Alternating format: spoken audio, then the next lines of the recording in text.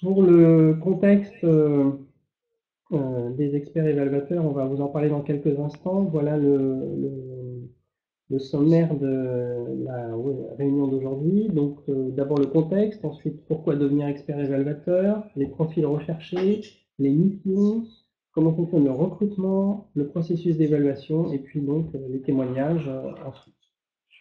Alors le contexte, Horizon 2020, programme cadre que vous connaissez tous, je suppose, de l'Union européenne. Actuellement, en quelques chiffres, Horizon 2020, pour la France, ça représente 4,9 milliards de subventions obtenues depuis le début du programme, donc à peu près 1 milliard d'euros par an, c'est-à-dire que ça représente un flux financier qui est supérieur au budget de l'ANR. Ça représente 5300 projets français financés, donc c'est assez conséquent en termes d'impact. 20 000 experts par an au niveau de l'Union européenne, et sur ces 20 000 experts, il y en a 8,4% de Français. Donc aujourd'hui, ce qu'on souhaite, c'est à la fois vous aider à présenter votre dossier de candidature pour devenir expert, et puis faire en sorte qu'il soit le plus pertinent possible pour qu'ensuite vous puissiez être sélectionné par la Commission européenne. Alors nous avons donc 3 intervenants aujourd'hui à qui je vais passer la parole. Maintenant, on va commencer par Solène Taokali, qui travaille ici au ministère de la Recherche. Merci beaucoup Olivier pour ces quelques éléments de contexte. Alors pour commencer, on va peut-être juste vous poser une première question. Donc voilà, pour savoir en fait si vous êtes déjà présent dans la base de données des experts. Donc je vais vous lancer un petit sondage, donc vous laissez quelques minutes pour répondre. Donc si vous pouvez juste cliquer sur oui ou non si vous êtes déjà inscrit dans la base des experts évaluateurs. Alors,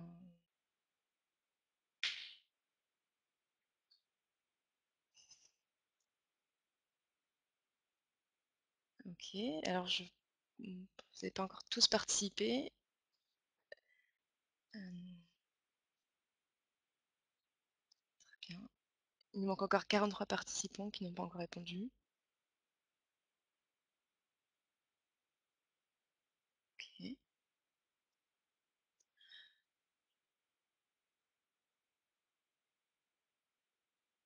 Alors donc vous êtes 60% à ne pas être encore inscrits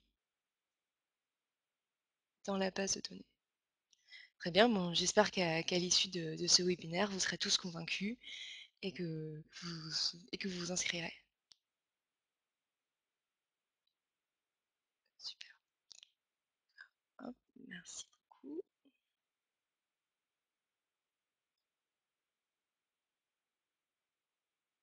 Oui, excusez-moi, ça prend un petit peu de temps pour que le PowerPoint se recherche. Alors maintenant, vous vous demandez peut-être où sont les experts en Europe, et nous avons une autre question à vous poser. Alors, à votre avis,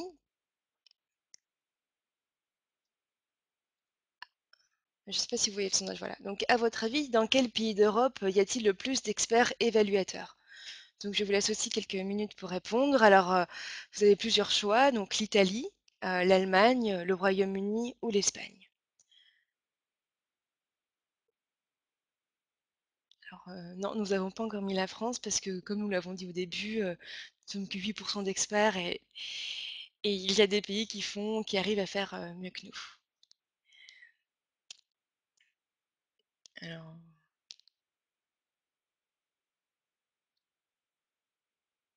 donc, pour l'instant, c'est l'Allemagne qui est en tête, suivi du Royaume-Uni, mais nous avons encore 26 participants qui n'ont pas répondu. Ah, je pense que ça se stabilise. Encore quelques secondes pour les derniers qui hésitent.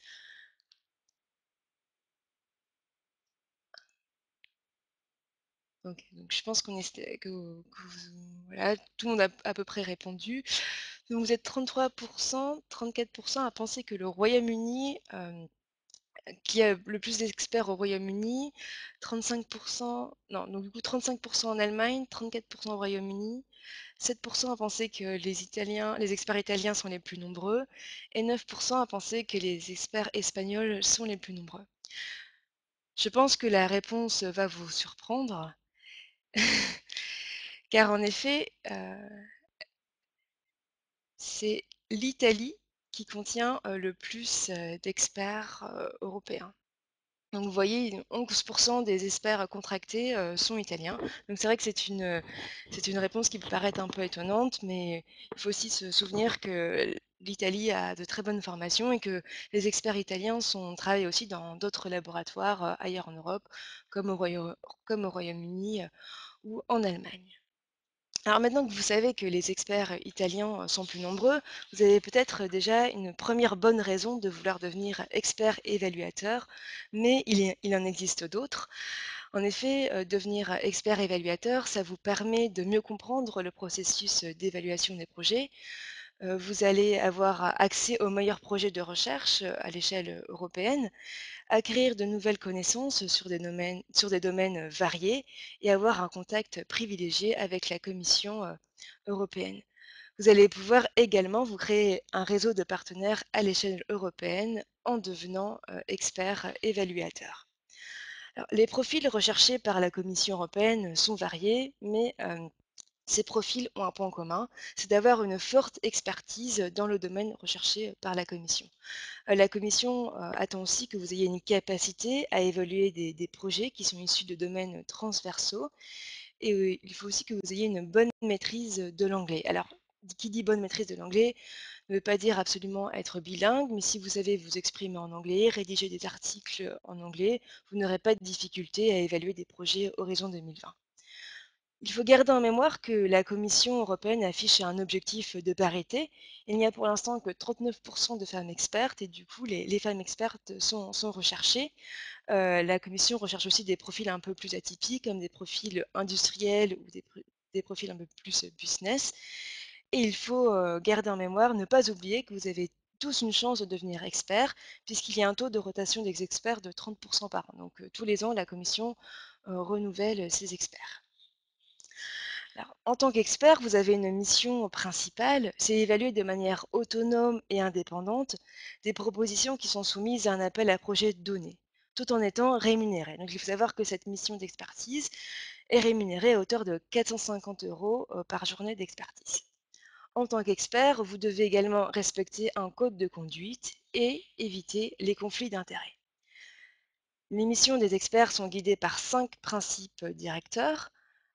L'impartialité, donc, il faut en tant qu'expert, vous devez considérer toutes les propositions de manière égale, les évaluer en se basant sur leurs mérites, sans tenir compte, pardon, de leur origine ou de l'identité, des candidats. On demande également à ce que vous soyez indépendant, donc vous évaluez les propositions en votre nom propre et vous ne représentez à ce moment-là ni un pays, ni votre institution ou votre organisme, ou votre employeur.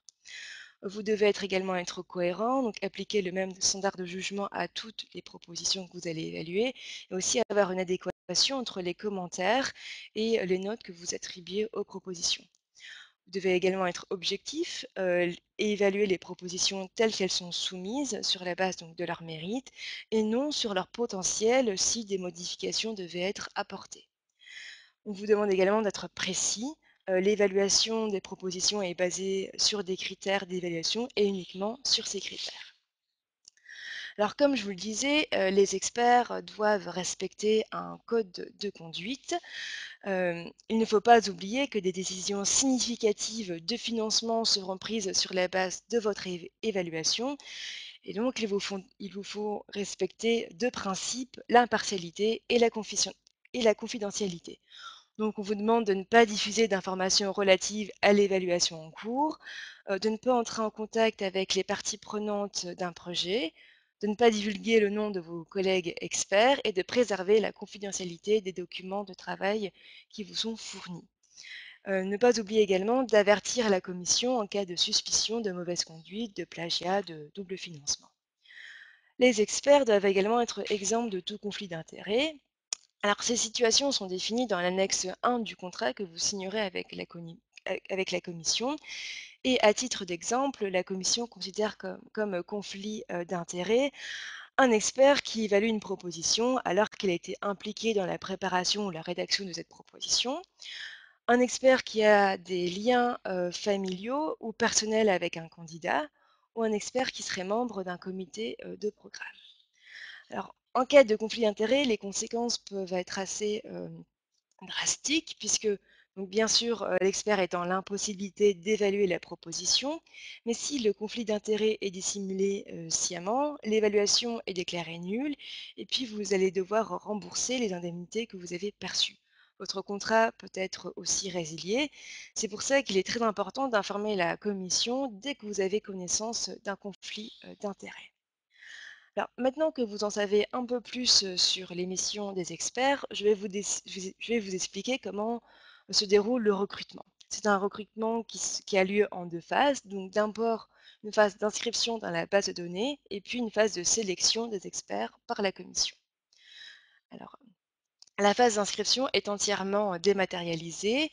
Donc, vous allez devoir vous connecter via le portail de la commission. Une fois que vous vous êtes inscrit, vous allez intégrer le vivier des experts de la commission et à partir de ce vivier, la commission va vous sélectionner selon ses besoins. Donc il faut aussi savoir qu'il y a un délai variable de sélection entre le moment où vous intégrez ce vivier et le moment où vous pouvez être sélectionné. Donc je vais maintenant en fait vous partager mon écran pour vous montrer comment ça se passe concrètement lorsque vous voulez vous inscrire sur le portail du participant. Alors, j'espère que tout le monde me voit bien. Donc, vous allez donc arriver sur cette page donc de financement et d'appel à projet. Donc, donc, si vous n'avez pas encore de compte au niveau de la Commission européenne, donc vous pouvez vous en créer un juste ici. Ou sinon, si vous avez déjà participé à des projets Horizon 2020 et vous avez déjà un espace candidat, vous pouvez vous connecter avec ces identifiants. Donc, moi, je me connecte.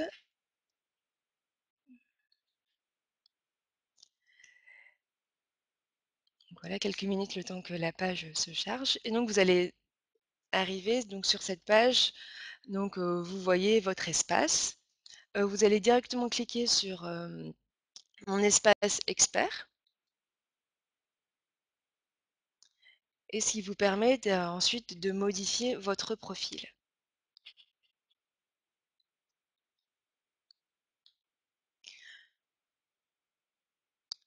Donc voilà, vous êtes sur votre espace expert, donc vous avez ce qu'on appelle votre dashboard, donc votre page d'accueil.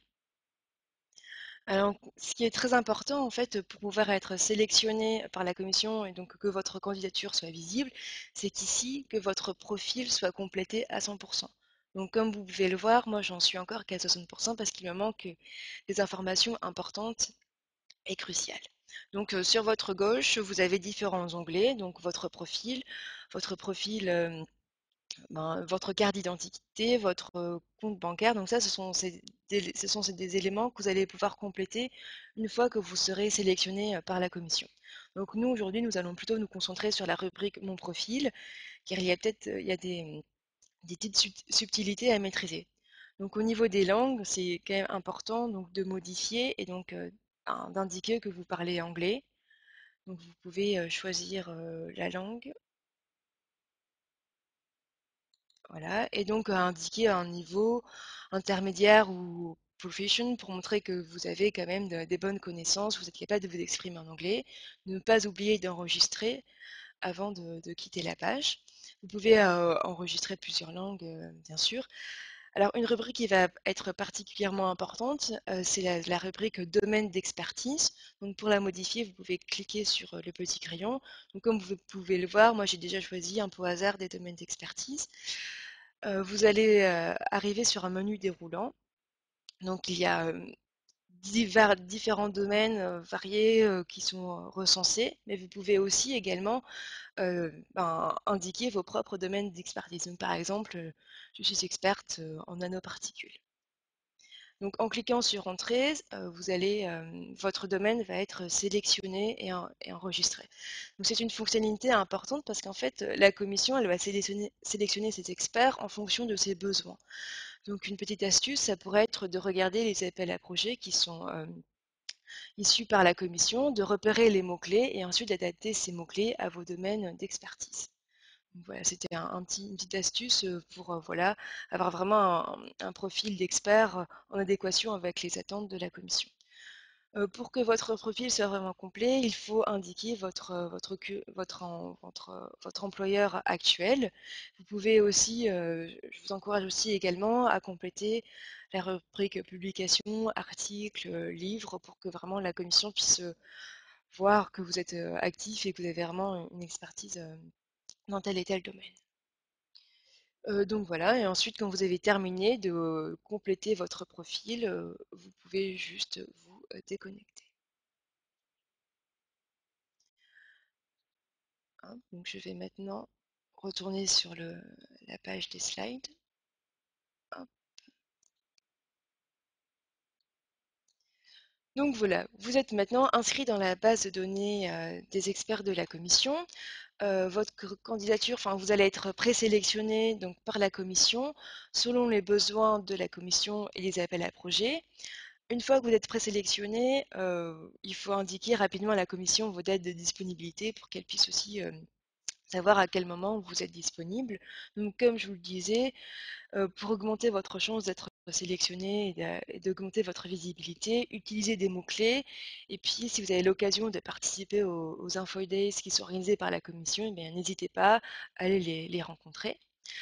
Une fois que vous êtes sélectionné, la commission va vous envoyer des informations, un login pour pouvoir accéder aux projets qui vous sont attribués.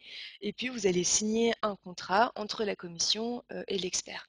Donc c'est important à ce moment-là de vraiment être capable d'estimer le temps que vous allez consacrer à ces évaluations et puis à prévoir dans vos agendas des plages pour vos éventuels déplacements à Bruxelles. Une fois que vous êtes sélectionné, vous allez aussi recevoir une formation de la part de la commission, donc des documents et un petit briefing pour que vous puissiez vous familiariser avec les procédures, les éléments de langage. Ne pas hésiter aussi à contacter la commission si vous avez des doutes ou des difficultés. Alors maintenant que vous en savez un peu plus sur le processus de recrutement, je vais vous expliquer un peu plus en détail le processus d'évaluation afin de vous aider à mieux cerner votre futur rôle d'expert. Alors, avant de parler du processus d'évaluation, je vais vous expliquer un peu quelles sont les modalités d'évaluation et j'ai une petite question à vous poser, donc un nouveau sondage. Euh, alors, à votre avis, quels sont les trois critères d'évaluation des propositions? Alors, vous avez un premier critère, enfin, une première proposition, c'est l'excellence, l'impact, la qualité et l'efficacité de la mise en œuvre. La deuxième proposition, ce sont les résultats attendus, le budget, la méthodologie. Et la troisième proposition, la troisième possibilité, c'est les partenaires, le cofinancement et l'impact.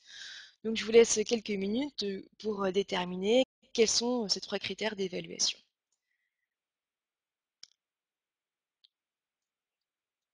Écoutez, je vois que vous êtes, il nous manque encore quelques participants, 60%, 56 participants encore n'ont pas répondu. Vous êtes plus qu'une quarantaine à devoir répondre. Je- Ok, une vingtaine de participants qui n'ont pas encore répondu. Je pense qu'on peut terminer le sondage. Eh bien écoutez, je dois vous féliciter. Vous êtes près de 70% à avoir trouvé la bonne réponse. Donc je vois qu'en fait, vous êtes déjà presque des experts sur le processus d'évaluation des projets HVA20. Donc vous aviez raison.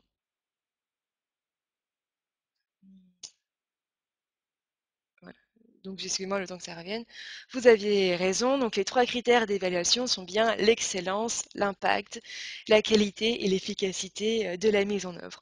Ce qu'on cherche notamment à évaluer à travers ces trois critères, c'est la clarté, la pertinence des objectifs, la crédibilité de l'approche proposée, puis le bien fondé du concept, le degré d'ambition du projet. Chaque critère est évalué selon et donc, et on attribue une note, pardon, à chaque critère selon une échelle qui varie de 1 à 5. Et pour faire une bonne évaluation, il est important donc de connaître les critères de l'appel à projet, les différents types d'appels à projet du programme Horizon 2020 et puis aussi les différents instruments de financement, les actions de recherche et d'innovation, les actions d'innovation. Et donc, vous aurez le support à l'issue de ce webinaire et vous pourrez directement cliquer sur ce lien qui vous permettra d'accéder à une fiche rédigée par le PCN juridique et financier justement sur ces différents instruments de financement. Comme je le disais, les experts notent les propositions, attribuent une note à chaque critère, donc en fonction de ces commentaires. Pour être éligible, un projet doit obtenir un minimum de 10 points et il faut que chaque critère atteigne un minimum de 3. Euh, alors, lors du processus d'évaluation, la commission attribue des propositions à 3 ou 5 experts et puis le processus d'évaluation se décline en une phase individuelle puis en une phase collective. Les experts sont donc impliqués dans 3 phases du processus. Donc la phase individuelle, donc lecture individuelle du projet sur place ou à distance, la phase de consensus, donc où vous serez réunis à Bruxelles, et la phase de discussion de panel.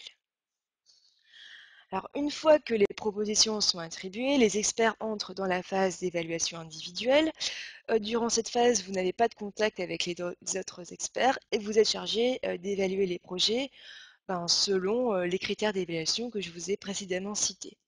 Vous allez devoir également évaluer la capacité opérationnelle de chaque candidat, donc en vous basant notamment sur les CV, sur leurs publications.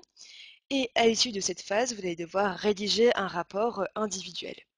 Durant cette phase, il est important de bien respecter la date limite pour l'envoi du rapport écrit et puis d'évaluer le projet individuellement tel qu'il est soumis et non sur son potentiel.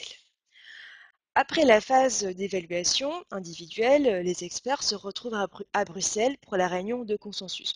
Alors il faut savoir que cette phase de consensus peut aussi se tenir à distance par audio. Donc le but de cette réunion est de trouver un accord entre les experts sur les commentaires et les notes qui sont attribuées aux propositions. Et cette réunion se base sur les évaluations individuelles que vous avez précédemment réalisées. Vous allez, lors de la réunion, les experts désignent un rapporteur et cette réunion est modérée par la commission afin d'assurer l'objectivité des débats et puis pour s'assurer que tout le monde puisse participer à ces débats. Donc durant cette phase, il est important de rester ouvert d'esprit et voilà, de se dire qu'on peut se tromper et de changer d'avis. Après la réunion de consensus, les experts participent à une discussion de panel et le but de cette phase est de s'assurer de la cohérence des commentaires et des notes qui sont attribuées. La discussion de panel va également approuver les scores et les commentaires finaux et établir la liste des propositions par ordre de priorité. À l'issue de cette phase de discussion de panel, un rapport d'évaluation est envoyé aux candidats. Alors j'ai une dernière question à vous poser.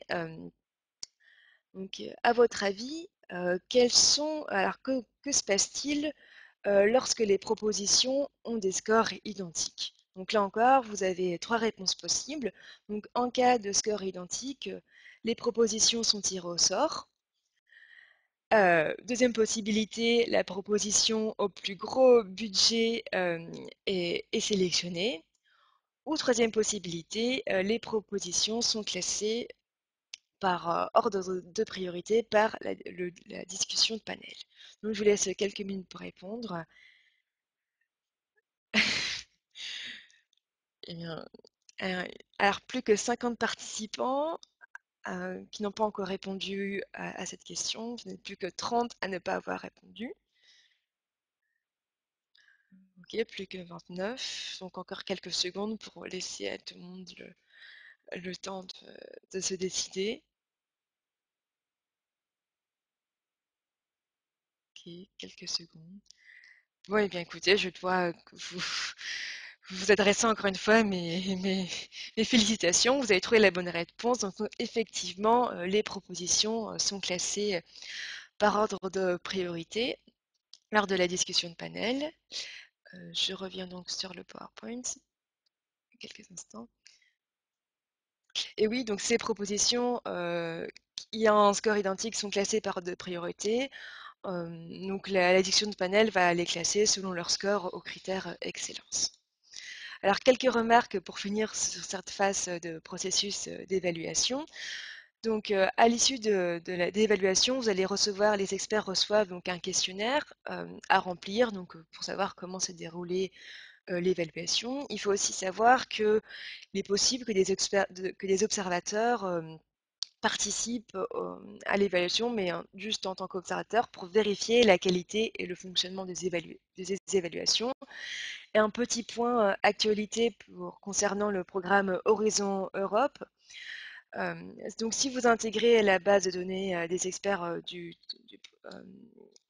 programme Horizon 2020, vous serez transféré dans la base de données du programme Horizon Europe. Vous aurez juste à répondre au mail de la commission vous autorisant à faire ce transfert. Donc en gros, vous n'avez pas besoin de vous réinscrire sur la base de données des experts pour le programme Horizon Europe. Nous allons donc pouvoir maintenant poser quelques questions aux deux experts qui ont bien voulu répondre à notre invitation. Donc je vous remercie chaleureusement d'être présents ici, Monsieur Testervaillant et Madame Ulmer Tulfigo. Pardon. Donc Monsieur Testervaillant, vous travaillez chez EDF et Madame Ulmer Tulfigo, vous êtes chercheuse au César. Donc, Monsieur Testarvaillant, Madame Hilmer Tifido, qu'est-ce qui vous a donné envie de devenir expert évaluateur? Je vais bien commencer, oui. Donc en fait, moi, c'est une opportunité que j'ai saisie, qui m'a été offerte, de remplacer au pied levé un collègue qui avait été sélectionné et qui ne pouvait pas se rendre à Bruxelles pour l'évaluation. Donc, je me suis inscrite sur le portail. C'était il y a déjà quelques années. Et j'ai vraiment apprécié l'exercice et je l'ai répété à de nombreuses reprises après ça. D'accord. Pour ma part, c'est l'un des bénéfices que vous avez mentionné pendant votre présentation, c'est-à-dire le fait de mieux comprendre ce qu'est le processus d'évaluation, ce qui permet de déposer des dossiers de plus grande qualité. Les centres de recherche d'EDF doivent déposer bon an, mal an, entre 30 et 50 dossiers. Donc il est important pour nous de savoir ce qu'est le processus d'évaluation, ce que sont les critères d'évaluation pour déposer des dossiers, encore une fois, qui correspondent à ce qu'attend la Commission européenne. Ouais, je suis totalement d'accord avec M. Testarvaillant. C'est vrai que c'est une formation exceptionnelle pour savoir comment déposer après ça les dossiers les meilleurs possibles. C'est vraiment une formation qui est en plus rémunérée pour vous permettre de déposer des bons dossiers. Est-ce que vous auriez des conseils à donner pour augmenter déjà les chances d'être sélectionné en tant qu'expert? Moi, il me semble que ceux que vous avez indiqués, c'est-à-dire rentrer des mots-clés magiques qui permettent au moteur de recherche de la Commission de faire sortir les CV des experts, ça fait partie des meilleurs conseils qu'on peut donner. Modulo une petite correction qui est qu'il faut mettre à jour ces mots-clés pour refléter l'évolution des appels à projets. Et le second point que vous avez mentionné également, c'est prendre contact directement et pendant les infodays, les broker events, avec les fonctionnaires de la commission. C'est aussi une excellente chose pour se faire connaître et faire savoir qu'on est un expert, ce qui leur permet, quand le moteur de recherche leur remonte des CV, probablement de choisir des gens avec lesquels ils ont déjà eu un premier contact. Oui, effectivement, c'est une des libertés qui leur est laissée aux project officers, à savoir de choisir leurs experts. Donc moi, je confirme effectivement que remplir et mettre à jour régulièrement son CV avec les bons mots-clés qui correspondent aux appels à projets de l'année, c'est quelque chose de très important. Ensuite, faire le travail demandé correctement pour ensuite être bien identifié par la commission et être régulièrement rappelé. Et effectivement, se faire connaître des project officers pour qu'ils identifient et ils aient envie de travailler avec vous. D'accord. Qu'est-ce que vous avez paru le plus difficile lorsque vous êtes devenu expert évaluateur et comment du coup vous avez réussi à surmonter cette difficulté?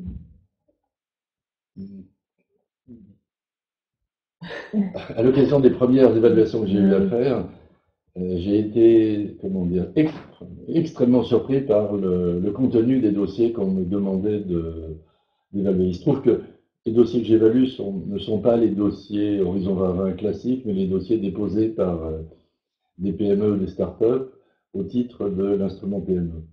Et donc, l'expertise qu'attendait de moi la Commission européenne n'était pas une expertise technologique, sectorielle et a fortiori scientifique, mais une expertise d'ordre, disons, financière et managériale, c'est-à-dire savoir évaluer la qualité d'un modèle d'affaires, d'un plan de financement, d'une stratégie de commercialisation et l'équipe qui aura, et la qualité de l'équipe qui aura à réaliser ce projet.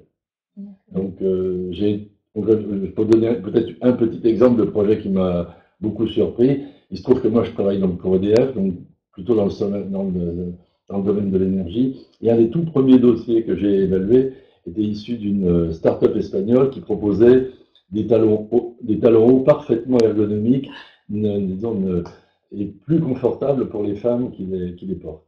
Donc j'ai posé la question à la commission, je lui ai dit, ben, moi je ne suis pas un spécialiste des talons hauts, je n'en porte pas, je n'en fabrique pas, donc que faire? On ne vous demande pas une expertise sur les talons hauts et la technologie, on vous demande une expertise, comme je le disais, sur le plan de financement, l'étude d'impact. Voilà. Alors moi, je vais être totalement honnête et reconnaître. Enfin, j'ai l'habitude d'évaluer des projets plus Horizon 2020 typiques, à savoir donc, thématiques, Marie Curie, etc. Et je vais être totalement honnête et dire qu'effectivement, pendant la phase d'évaluation chez soi, il y a souvent un petit moment où on se demande comment on va y arriver, parce qu'il y a quand même beaucoup de projets qui vous arrivent dessus et que vous devez évaluer très très correctement, bien sûr. Néanmoins, je peux vous rassurer parce qu'on y arrive systématiquement. Quelquefois, on peut être un petit peu surpris par le fait, effectivement, que vous n'êtes pas totalement expert dans le domaine qu'on vous demande d'évaluer. Et là, il faut se rappeler qu'en fait, les projets actuellement sont vraiment extrêmement interdisciplinaires. Donc, il n'est pas possible de réunir 3 ou 5 experts qui soient vraiment experts du domaine du projet et réaliser que c'est un travail d'intelligence collective et que vous allez pouvoir ensuite comparer votre évaluation avec celle des autres experts et que c'est à l'issue de cela que le projet sera réellement évalué. Est-ce que je peux me permettre de rajouter Oui, un bien petit sûr. point? Pour moi, l'un des bénéfices du fait que je sois expert évaluateur a été de comprendre quelque chose qui est écrit nulle part, c'est que les experts qui évaluent, enfin les évaluateurs ne sont pas nécessairement des experts du sujet. Et donc il faut écrire un dossier qui soit bien sûr à un bon niveau scientifique et technologique, mais aussi qui soit susceptible d'être compris par quelqu'un qui n'est pas l'expert du sujet. Donc un dossier de demande de subvention, ça n'a rien à voir avec un papier qu'on soumet à une conférence ou à une revue. Ça n'est pas un papier scientifique, c'est une demande de subvention. Ouais, ça, effectivement, c'est quelque chose de très important. Quand on rédige un projet européen, il faut se dire qu'il va être évalué par quelqu'un de scientifique, mais pas forcément par l'expert de votre sujet. Et donc, il faut vraiment faire un travail de vulgarisation pour qu'il soit vraiment compréhensible par une personne scientifique, mais non experte. Et qu'est-ce qui vous a particulièrement plu dans cette expérience d'expert évaluateur? Alors, très sincèrement, moi j'ai toujours plaisir à découvrir des dossiers, alors en l'occurrence de PME et de start-up, qui me font découvrir, oui, des sujets, des technologies, des applications dont je n'avais aucune connaissance auparavant. Donc c'est vraiment le principal plaisir, au-delà du bénéfice que mon employeur peut tirer du fait que je suis expert évaluateur, le principal bénéfice personnel, c'est le plaisir à découvrir des nouveaux sujets, de nouvelles technologies et des projets très, très innovants. Alors, moi, il y a aussi un petit peu de ça, mais je pense que ce qui me plaît le plus, c'est le travail d'intelligence collective, comme je disais il y a quelques minutes, qu'on fait ensemble, généralement sur place à Bruxelles. Et j'ai découvert donc la notion de consensus meeting que j'ignorais totalement avant. Et quand on arrive à Bruxelles, après avoir évalué chacun nos projets à notre domicile, on nous explique qu'on a totalement le droit de reconnaître qu'on s'est trompé et que le consensus, ce n'est pas une notion de moyenne entre les différents évaluateurs, mais il est question de discuter entre nous et d'arriver effectivement au meilleur consensus. Et ça, c'est vraiment un travail d'intelligence collective que j'apprécie particulièrement. Et est-ce que vous avez des conseils à donner à de futurs experts évaluateurs sur les qualités qu'on attend d'eux ou sur comment être de bons experts? Moi, les trois qualités qui sont requises, je pense, par les project officers qui mènent les évaluations, c'est la concision. On demande aux personnes qui rédigent les projets d'être concis. Et je pense qu'il faut être concis aussi dans son évaluation. Il faut être extrêmement cohérent entre la note que l'on attribue et puis les remarques que l'on fait. Et puis, il faut avoir donc effectivement cette capacité à écouter les autres experts pour aboutir à un bon consensus, ne pas hésiter à se remettre en question, justement pour accepter qu'on n'est pas expert sur tout et qu'on peut s'être trompé dans sa première évaluation à domicile. Voilà, je pense, les principales qualités qui sont demandées. J'ai également cité trois qualités. Je pense que la première, vous en avez déjà parlé, c'est l'ouverture d'esprit. C'est-à-dire que quand on aborde un dossier, il faut accepter des options, notamment des options scientifiques ou technologiques, qui ne sont pas nécessairement celles qu'on privilégie. Et donc il faut les évaluer dans un esprit impartial, ce qui est souvent un exercice un peu compliqué. Une deuxième qualité, c'est le goût pour la synthèse, ou l'esprit de synthèse, parce que les évaluations, en tout cas pour les dossiers que j'évalue, chaque avis doit être donné en 300 caractères. 300 caractères, ça veut dire 2 ou 3 petites phrases. Donc il faut réussir à ramasser tout un ensemble de choses qu'on a envie de dire dans 3 phrases qui éclairent disons, l'avis de la Commission européenne et sur lequel elle peut fonder une décision de financement ou non. Puis une troisième, je ne suis pas certain que c'est une qualité, mais c'est une caractéristique, c'est avoir du temps. Ça réclame pas mal de temps. Typiquement, la Commission pour les dossiers instruments PME alloue une demi-journée par projet. Et très sincèrement, quand on aborde un nouveau sujet, lire entre 70 et 100 pages, les comprendre, synthétiser un avis en une demi-journée, enfin moi j'en suis incapable, donc je passe plutôt entre 2 tiers de journée et une journée complète par dossier. Donc ça réclame pas mal de temps et pas mal de nuits. Et qu'est-ce que cette expérience vous a apporté sur le plan professionnel? Déjà, j'ai étoffé mon carnet d'adresses. Comme c'est une expérience que j'ai acquise sur un certain nombre d'années, j'ai rencontré un certain nombre de project officers qui, au fil des années, sont devenus maintenant head of units. Donc c'est intéressant d'avoir fait leur connaissance au moment où ils n'étaient que project officers et qui maintenant ont gravi les échelons au sein de la Commission européenne. C'est une opportunité également d'étoffer son CV. Parce qu'au fur et à mesure où les évaluations se passent de mieux en mieux, on vous confie des tâches de plus en plus importantes. Donc moi, j'ai commencé par évaluer des projets, puis j'ai évalué un programme dans son ensemble. On m'a demandé de me prononcer également sur l'évaluation du programme à mi-parcours, différentes choses comme ça. Ensuite, on m'a proposé de me nommer dans un advisory group. Donc il y a une notion de progression au fur et à mesure où vous faites des évaluations. Vous devenez de plus en plus connu par la commission et on vous confie des tâches de plus en plus importantes. D'accord. Et vous, monsieur Peterman? Moi, je confirme ce que vient de dire Hélène, c'est-à-dire que ça permet d'avoir une relation avec la Commission européenne qui aille au-delà disons, du rapport formel.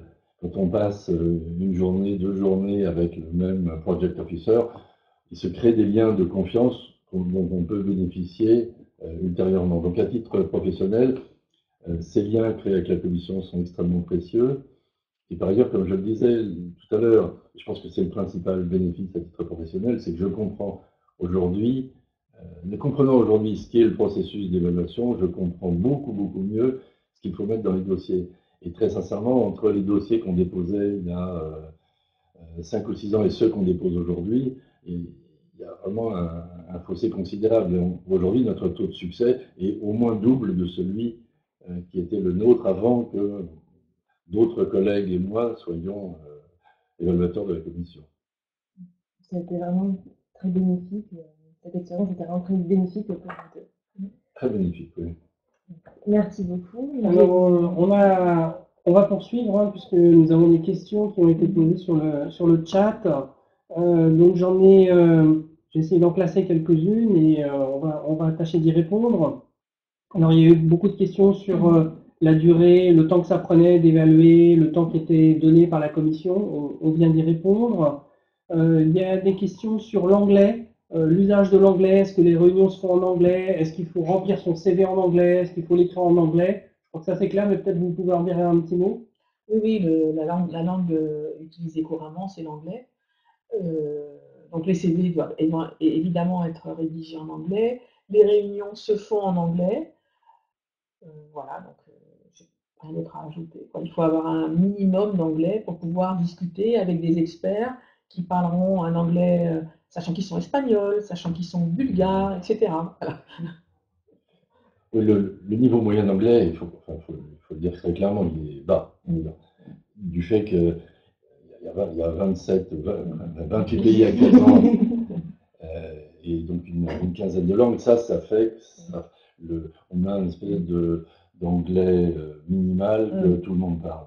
Et l'une des difficultés qu'on rencontre pendant les évaluations, en tout cas moi c'est une difficulté sur laquelle je suis tombé, c'est que le niveau d'anglais des propositions est parfois tellement mauvais qu'elles sont difficiles à comprendre. Il faut un petit peu d'imagination en plus du connaissance minimale de langue. Alors, il y avait des questions sur le processus lui-même, sur l'évaluation. On nous demande s'il y a des grilles d'évaluation qui sont fournies, s'il y a des critères, par exemple, pour établir la liste de priorité quand il y a des ex-aequo. Donc, il y a des grilles d'évaluation qui sont fournies avec un certain nombre de questions qui sont posées par critère, de plus en plus de questions auxquelles nous sommes absolument tenus de répondre. Lorsque nous faisons notre évaluation à domicile, ça nous aide, ça nous guide vraiment. Et ces grilles de critères, elles sont accessibles sur Internet et c'est absolument indispensable pour les personnes qui rédigent les projets d'avoir, lorsqu'ils rédigent les projets, à côté d'eux, ces grilles d'évaluation parce que c'est vraiment la façon de faire pour savoir comment on va être évalué. Donc, effectivement, cette question est extrêmement importante. Et la notion de grille d'évaluation, il faut vraiment l'avoir en tête et surtout avoir la grille à côté de soi quand on rédige son projet. Je n'ai pas grand-chose à dire de plus, si ce n'est que quand on rédige un dossier de demande de subvention et qu'on a à côté de soi la grille d'évaluation, il n'est pas idiot de fournir des réponses que l'expert pourra utiliser éventuellement. Alors, on nous demande aussi, puisqu'on a vu qu'il y a plusieurs experts évaluateurs, bien sûr, pour chaque panel, et on nous demande, est-ce qu'il y a une volonté de monter une équipe hétérogène avec des profils différents pour les évaluations? Est-ce que c'est une volonté? Est-ce que vous l'avez constaté?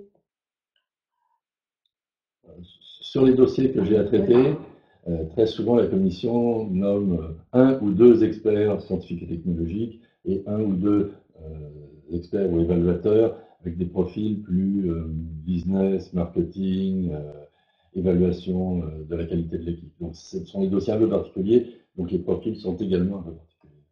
Bon, moi, je n'ai jamais fait d'analyse statistique sur les différents panels dans lesquels je me suis trouvée, mais c'est vrai que la commission déjà essaie de toucher de prendre des experts qui viennent de pays différents. Il y a aussi la notion de genre. Et effectivement, donc, ils essaient aussi de mélanger entre la recherche fondamentale et puis quelques industriels. Donc c'est vrai qu'il y a vraiment un souhait d'avoir un panel complémentaire, hétérogène et complémentaire. Alors, il y a des questions assez que les gens se posent sur les relations avec leur employeur, sur le fait que c'est payé. Alors, en gros, il y a des questions pour savoir est-ce que c'est l'expert qui est payé ou est-ce que c'est son employeur qui va récupérer l'indemnité. Il y a des questions sur est-ce qu'il faut demander l'autorisation à son employeur pour être expert. Est-ce qu'on va avoir des frais, des remboursements de frais si on doit se déplacer à Bruxelles, par exemple, pour les réunions? Vous pourriez répondre? Moi, je peux commencer, effectivement. Bon, j'imagine que ça dépend de chaque employeur. Pour mon employeur, donc il faut demander effectivement une autorisation d'activité extérieure. Après, c'est suivant l'entente avec votre employeur si vous pouvez faire ça pendant vos horaires de travail ou pas. Si l'employeur voit l'avantage que vous avez d'être expert évaluateur et ce que vous allez pouvoir développer ensuite, d'avoir acquis cette compétence, généralement, il peut vous autoriser de faire cela en partie pendant vos heures de travail. Et puis alors les dernières questions, c'était... C'est l'argent. Ah oui, dans l'argent, l'argent va directement à l'expert et vous êtes également défrayé, bien sûr, de votre voyage à Bruxelles Et vous avez aussi une somme qui va couvrir votre hôtel à Bruxelles et les repas sur place. En plus de la location journalière. Pour EDF, c'est à peu près la même chose, c'est-à-dire qu'il faut demander une autorisation. EDF encourage, les centres de recherche EDF encouragent les chercheurs à participer au panel d'évaluation, mais sans être plus intrusif que cela, dans la mesure où les évaluateurs évaluent à titre personnel et non pas au nom de l'entreprise. Et par ailleurs, en tant qu'évaluateur, on a le choix ou de percevoir la somme que propose la commission ou d'y renoncer, donc en fonction du cadre dans lequel on exerce ces fonctions. Donc à EDF, la règle générale est, si on fait ça pendant ses vacances ou pendant ses week-ends, alors on peut toucher la somme allouée par la commission. Si on fait ça sur son temps de travail, on a le choix de renoncer à ces bénéfices financiers. Alors merci, on a des questions sur la possibilité d'être choisi comme expert. Donc c'était une question sur un petit peu le ratio entre le nombre de gens qui sont inscrits dans la base de données experts évaluateurs et le nombre de gens qui sont recrutés comme experts évaluateurs. Alors je crois qu'on a des chiffres, mais toutes nationalités confondues au niveau de toute l'Europe, c'est ça, Solène? Oui, c'est ça. Il faut savoir, plutôt qu'au niveau français, on a un très bon ratio parce qu'on a 8,4% d'experts qui sont inscrits dans la base de données et 8,34% d'experts qui sont sélectionnés par la commission. Et si vous voulez que je vous trouve des chiffres au niveau global, nous pourrons les fournir à la fin de ce webinaire. D'accord, donc ça veut dire que globalement, en ce qui concerne les experts français, si vous vous inscrivez dans la base et que vous suivez tous les conseils qu'on vient de vous donner depuis une heure, normalement vous avez quand même une très bonne chance d'être choisi. Le conseil numéro 1 étant vraiment de faire très attention à votre dossier et de bien le mettre en adéquation avec les appels. Alors on avait des questions sur les appels. Eh bien, sur le site horizon2020.gouv.fr, nous publions l'ensemble des appels, l'ensemble des programmes de travail dans leur texte intégral pour toutes les disciplines. Et donc, vous pouvez tout à fait, tout simplement aller là, regarder les appels en cours ou les appels à venir, et puis ce qui est prévu dans le programme de travail, il y a tout, il y a les dates d'ouverture, de fermeture, les mots-clés, les définitions, tout ce qui est recherché. Donc, rien qu'en faisant comme ça, vous pouvez anticiper et mettre à jour vos dossiers, et donc affiner vos dossiers pour augmenter la probabilité d'être sélectionné. Et visiblement, en tout cas en ce qui concerne les experts français, c'est ce qui se passe puisque le taux de réussite est assez bon. Alors on a encore des questions sur le nombre de projets dans un call à peu près, c'est-à-dire que si vous êtes choisi par la commission, combien de projets on va vous demander d'expertiser? Évidemment, ça dépend de la taille des projets. Moi, j'ai le souvenir d'avoir reçu, par exemple, 13, 14, 15 projets, environ une trentaine de pages. Voilà, c'est à peu près la somme de projets que j'ai reçus. Ou alors, quelquefois, moins de projets, mais plus conséquents. Ça dépend des fois. Oui, j'ai une expérience à peu près identique. Un petit détail près, c'est que depuis le dernier appel à projet pour lequel j'ai été contacté, la commission m'a demandé si j'étais d'accord pour recevoir plus que 6 dossiers. Mais en moyenne, c'est pour des gros dossiers de 70 à 100 pages, c'est une demi-douzaine, et pour des dossiers plus petits, c'est plutôt une douzaine. D'accord. Alors, dans les autres questions que nous avons, il y a quelques questions qui sont un peu techniques, on ne pourra pas vous y répondre sur les impôts ou sur d'autres éléments comme ça. C'est pas forcément le lieu. Après, sur les questions de savoir si on expertise des dossiers et qu'en même temps on est dans un projet qui est envoyé à la commission, alors évidemment pas le même, il y avait une question là-dessus, est-ce qu'il y a des cas, est-ce qu'on sait ce qui se passe? Je suppose qu'il faut le signaler à la commission et que c'est elle qui va probablement décider si elle vous retient ou pas comme expert. Ça doit faire partie des cas où on le signale. Oui, je n'ai pas connaissance de cas où vous êtes vraiment impliqué dans un projet, dans le panel, où vous êtes aussi évaluateur, parce que là, c'est quand même un petit peu, il y a quand même un sacré conflit d'intérêts, quoi. Mais par contre, quand on pose à la commission la question de savoir si une situation est ou non un conflit d'intérêts, elle insiste toujours sur le fait qu'elle ne donne pas d'avis. Elle peut donner quelques éléments de réflexion, mais c'est à l'expert de dire si, de prendre la décision si oui ou non il y a un conflit d'intérêts. D'accord. Dans les questions que nous avons reçues, nous avons également une question sur l'évaluation parce que là nous parlons de l'évaluation en amont des projets, c'est-à-dire au moment où la commission doit retenir les projets. Dans l'appel à projet, il y avait une question sur les évaluations quand les projets se terminent. Est-ce qu'il y a des fois un expert évaluateur qui peut être appelé par la Commission européenne pour donner un avis sur des projets qui sont terminés, sur le rapport final du projet? Est-ce que ça peut arriver? Est-ce que c'est une étape supplémentaire dans votre vie d'expert une fois que vous avez des bonnes relations avec la commission? Moi, ça m'est arrivé une fois. Donc, on appelle ça le rôle de moniteur à ce moment-là, plus d'évaluateur, mais de moniteur du projet.